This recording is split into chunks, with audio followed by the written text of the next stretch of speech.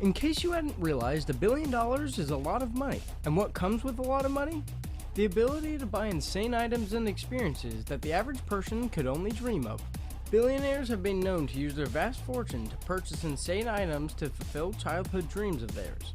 If you can name it, they've done it. With that being said, let's get down to the top 7 ridiculous things that billionaires have spent their money on. Make sure to subscribe to Top 10 Owl for more mind-blowing content like this every single day. Number 7. The Batmobile. For some billionaires, having all that money means the opportunity to live out their childhood dreams. And how many children grew up dreaming about Batman? The answer is probably a lot. Well, it turns out that Samuel Cathy, the billionaire founder of Chick-fil-A, was apparently one such child. But since being Batman takes a lot of time and physical prowess, he settled on the next best thing: buying a Batmobile. Actually, it would be better said that he bought the Batmobile. As avid car collectors, Cathy set his sights on the actual Batmobile used in the 1992 film Batman Returns. He wound up spending $250,000 on Bruce Wayne's favorite automobile. This purchase was probably one he had been looking forward to for many years beforehand. With his excitement, loving spirit, and enthusiasm, Cathy didn't just have one of his assistants go and pick it up and leave it at the garage. Instead, Cathy himself arrived to pick up his new wheels, dressed as the Caped Crusader. And he even did a brief joyride around his estate before bringing it to his garage himself. There's nothing that can make his employees smile more than seeing their 70-year-old boss dressed as Batman taking one of his new toys out for a spin. Number 6. Da Vinci's Notebook. Everyone knows Leonardo da Vinci is one of history's greatest geniuses and visionaries. Most of us have seen his famed scribblings featuring intricate sketches of arms and foot bones, river topography, and proved he was far ahead of his time with ideas for flying machine, compasses, and even studies about how heart pumps the blood that modern science didn't manage to confirm until several decades ago. Many of these sketches can be found in the 17th century notebook called the Codex. Inside the Codex are 72 pages of Da Vinci's doodlings and writings that make as strong as an argument for the man's immortality as anything else you might think. Something like the Codex would be worth big bucks today. Most of us can't even consider owning it, but most of us are not Bill Gates. In 1994, the ultra-rich Microsoft mogul, who was only worth a measly $10 billion at the time, was willing to hand over $30.8 million to purchase the Codex. At the time, this made the Codex the single most expensive book in history. This purchase was a major event, even for a person like Bill Gates. It definitely made him stand out as a prominent book collector in the eyes of many, and who knows what the book would go for in today's market. However, I doubt Bill Gates is going to sell it anytime soon. Number 5. A signature from space. For some people, it's not enough that the world knows you're rich. Some, like Sheikh Hamad bin, had gone to the absolute extremes in hopes that any alien ship passing by the planet would know as well.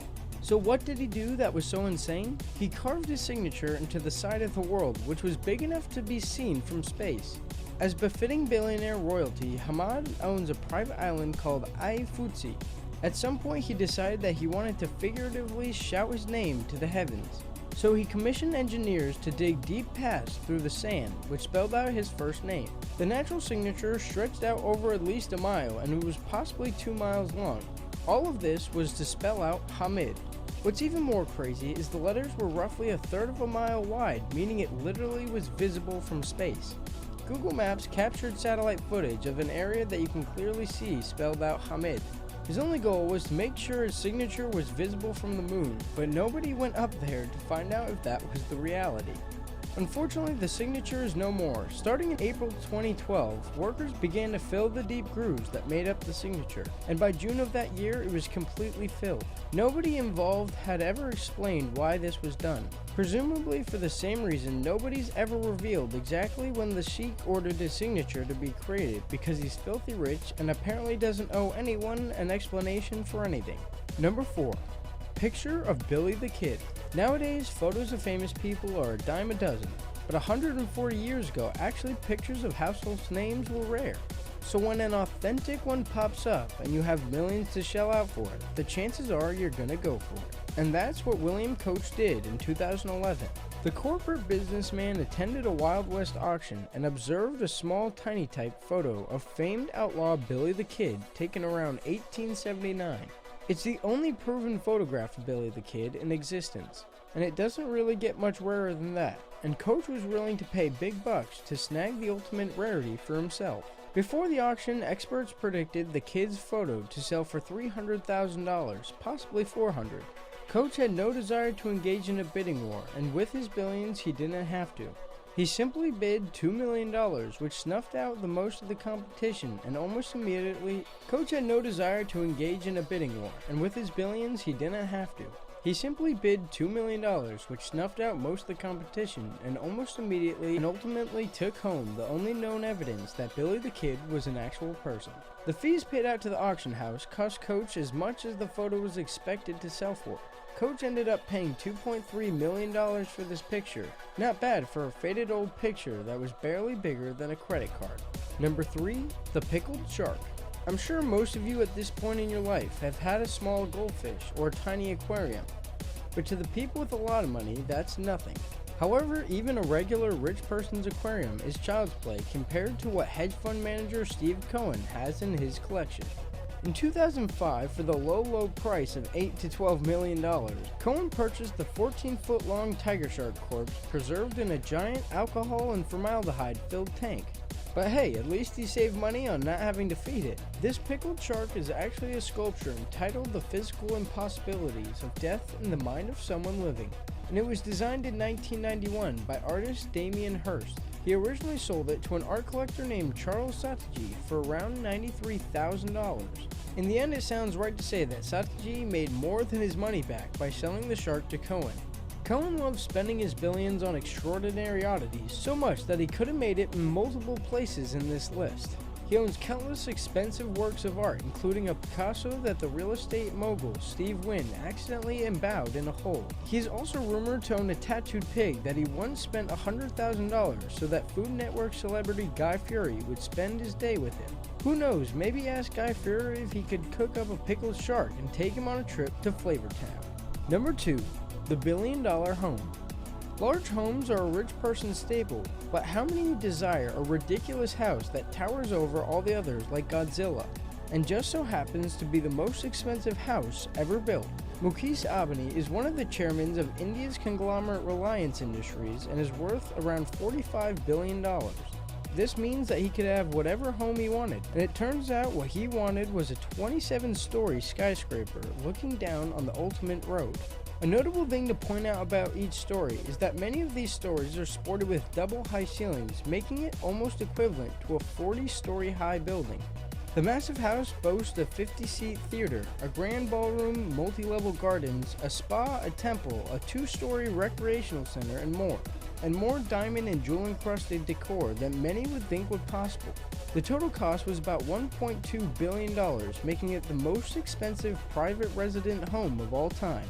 And it certainly is private. Despite its sheer size, the only people who actually live there are Ambani, his wife, and their 3 children. They employ a staff of servants and enjoy entertaining guests, but aside from that, this humongous complex that could easily house hundreds of families is strictly set aside for one extremely wealthy family.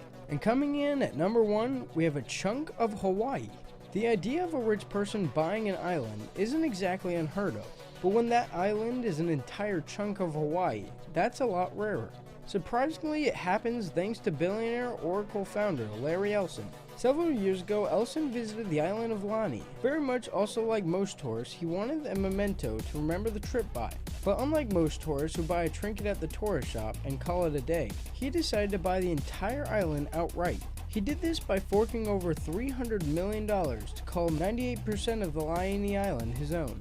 He then spent several $100 million to refurbish the island, including a new water filtration system and an Olympic-sized swimming pool in the Laini city, where virtually all of the island's 3,100 citizens live.